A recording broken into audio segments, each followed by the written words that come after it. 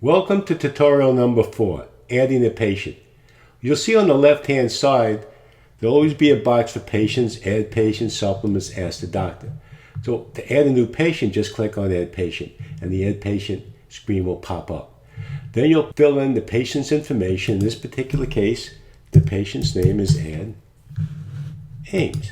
So we would fill in the email, her address, her phone number, the weight that she wants to be, and her activity level, which will either be sedentary, moderate, or active for a construction worker or an athlete. So what we're going to do is we're going to fill in all that information, and once that information is basically filled in and complete, we're going to click on the Add Patient button. And we wait to see if the patient will be added into the program. And as we're basically waiting, there we go. The patient's added into the program. So now what you're going to do is go back and click on Patients, and you're going to see all your patients come back up, and you're going to see that we had entered Ann Ames into the program. You'll now see that Ann Ames is now in the My Patients list. Click on Ann Ames, and the next screen will pop up. And you'll be directed to test for Ann Ames. Now obviously the patient is new, so we have no test at this particular point. If you look to your right, you'll see all the information on Ann Ames and what her weight is, her activity levels, and what you want to do is always click on Update Patient, because it's going to give us valuable information as to exactly how many calories, how much fat, how much protein the patient's going to be taking in. Now what we want to do then is go back to the left and click on Add New Test. And as we click on Add New Test, you'll have a screen pop up with all the different tests. And if you're not sure of what each test means, you can just click on it. Now this is an educational tool as well as basically a way for you to analyze a blood chemistry analysis for a patient. And you'll see across the top, if we need to edit the test somewhere down the line, we can do that. If you want to specifically look at certain portions of the test results with gland and organ, you can click on that. So if you just want dietary information, you would click on metabolic. If you want to know anything about the supplements, you would click on supplements. Same thing with view test report, which is what we're in right now. So the view test report, we have all the different tests that we run through the CIMA system. Now, it's very vital and important that when you run this program, you utilize all the tests that I recommend. Any tests that are missing, I'm not going to really account for much, and they're basically going to skew the results. So when you're adding the results in, for example, glucose, what you would do is put in 100, hit tab, and then go right next to uric acid. Uric acid would be 5.5. Now, if let's say BUN you didn't have, so we don't want to make this test positive or negative, so we want to zero it out. So the range is between 5 and 26. So we're going to put it at 15. So it's not going to either be positive or negative, but it'll be factored in. Because if we leave out a lot of tests, it won't even compute the program. So what you want to do is enter all the different test results. Now, this is for Ann, so therefore we're going to go all the way down, enter all the results, and you can see all the way down to the female hormones. Now, depending on what phase of her menstrual cycle she was in, that's the area where we would put the result in. So if she was in the follicular phase, we would enter the result right there. And all the way down for the follicular phase with progesterone, estrogen, luteinizing hormone, follicle stimulating hormone, all the way down. Now, you'll see all the male hormones. Now, if you want to add a test in yourself, it won't be figured into my program, but you can do that just for your own benefit. And the reason why I won't be added into my program, because we're not exactly sure how it fits into specifically what you're looking for, but you can enter it, and you can put in your values as far as your highs and your lows. Now, once you fill in all the information, which we're going to do on Ann Ames in a second, and rather than bore you with just putting all the information in, we'll fill in the information. And once all the information is filled in, at the very bottom, you're going to see Add Test. When you click on Add Test, what will happen is that all the results that you put in will populate into my program and give you the results that you're looking for. So in a second, I'll add in all the information, and we'll get right back to you. Now you can see that we added all the information on Ann Ames, all the way down to the very, very bottom. And so what we're going to do now is to take all the information and click on Add Test, and all the information that we just populated into the program will give us all the results that we're looking for. In the next 2 tutorials, we'll discuss exactly what's going on. Now you can see that all the information has been populated into the program. So what we're going to do is click on View Test Report, and all the information that we now entered will be given to us in graph form and all kinds of statistics and information that we're going to utilize to help improve the health of this patient. So in the next 2 tutorials, we're going to be going over the doctor's report, what it means, and the patient report as well. Welcome to tutorial number 5, the doctor's report. Now that we entered all the data into the program itself, now we have all the information we need to really give us a good idea of what's going on with the patient. Now if we look at the blood tests themselves, these are the tests, these are the results.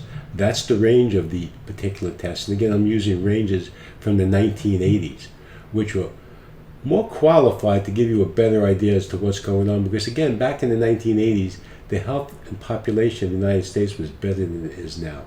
And because the way they deviated from different blood tests over the years and decades, which makes absolutely no sense, you really have to utilize these particular ranges. And we utilize a formula which is mathematically correct, and it's how we establish our physiologic reference ranges. And this is the formula right here. If you want to study it, look at it, get a good idea as to how we determine these physiologic reference ranges, be my guest.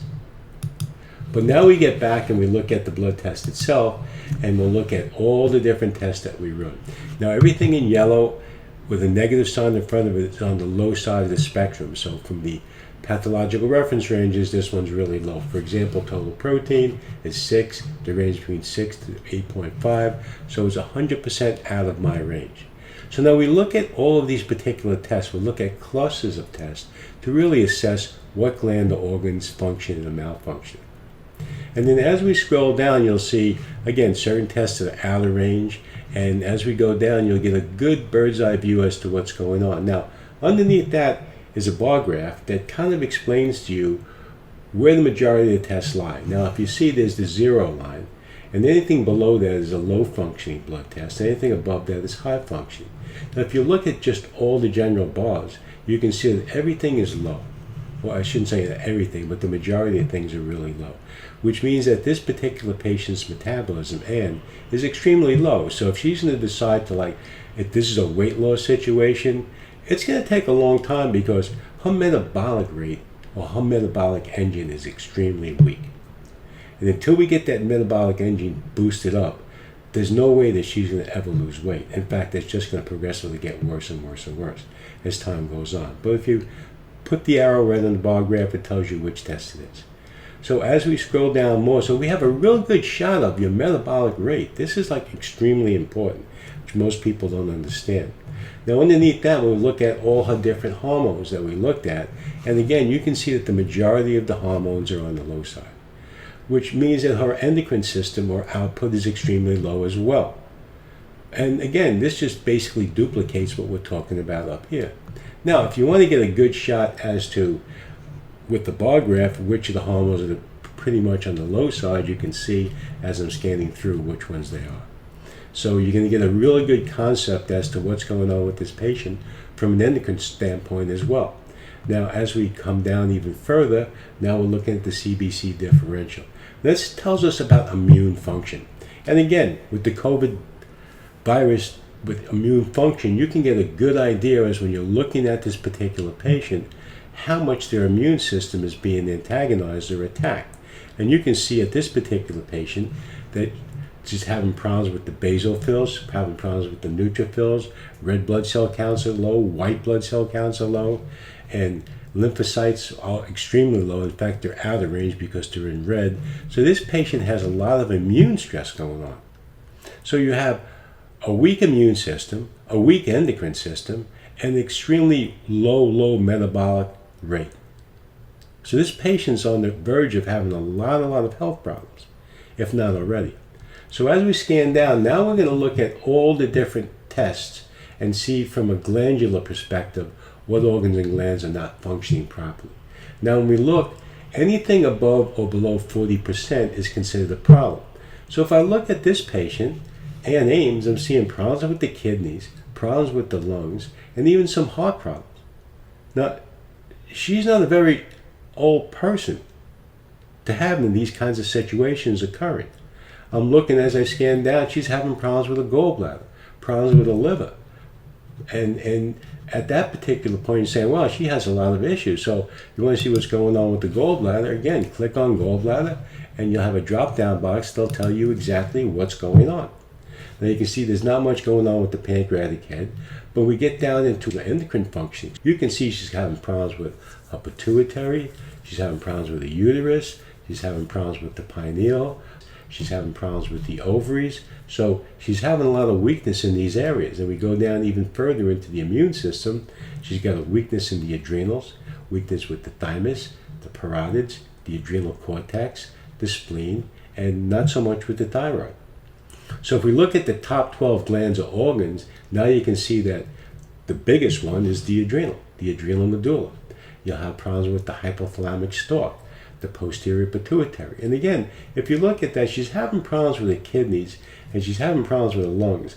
And the posterior pituitary secretes a hormone called antidiuretic hormone, which has a big impact on the kidneys. So you can see how a lot of these things are starting to make sense. And you can see thymus, parotid, the adrenal cortex is involved. You can see the kidneys are involved, where the adrenals sit. So this patient is having a tremendous amount of problem with her glands and organs.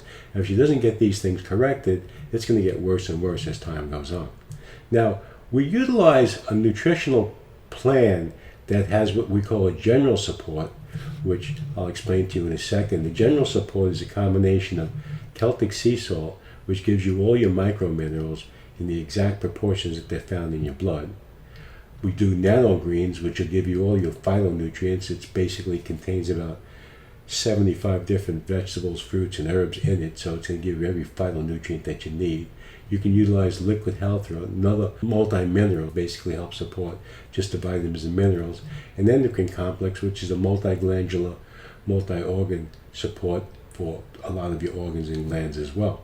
Now what we do is we go more into a specific support too, as well, based on what glands or organs are coming up. So in this particular case, the adrenal medulla came up. So we want to add a supplement for the adrenal medulla. So we'll click on adrenal medulla and we'll wait and see what's going on. And you'll see that the adrenal medulla pops up, and we'll look, and these are some of the different supplements that we can utilize. So I'm going to use pure adrenal with this patient, and actually I'm going to do pure adrenal. The dosage is going to be 2 capsules, and they're always going to be with meals. Remember, when you're going to take organ supplementation, always with meals. And we're going to do it 2 times a day, and then we're going to add the supplement. And now you see that now the supplement is added to the plan.